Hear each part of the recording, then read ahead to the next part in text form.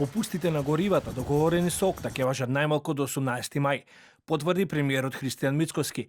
Тој истакна дека земјава во моментов има најниски цени на горивата во регионот, кои според владините пресметки се пониски до 50 центи.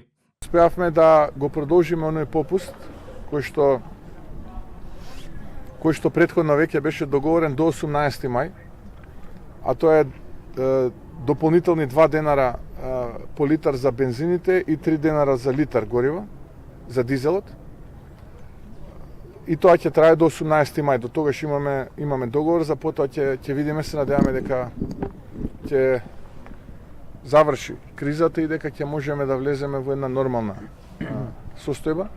Мицкоски дополнително информираше дека под допрен глас се спроведува истрага за можни злоупотреби од страна на дел од компаниите што набавуваат енергенси по намалени цени, односно дали тие вршат реекспорт во други држави каде цените се повисоки. Попустите продолжуваат за сите оние компании кои што практично добиваат од ОКТА бензин и дизел.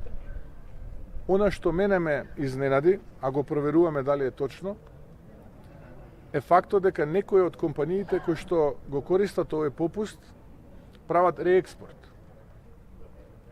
на бензините и дизелот во соседните држави. Јас апелирам, ако е тоа точно, а проверуваме дали е точно, дека нема потреба тоа да го прават, бидејќи ние не ги затворивме границите за граѓаните од нашите соседи.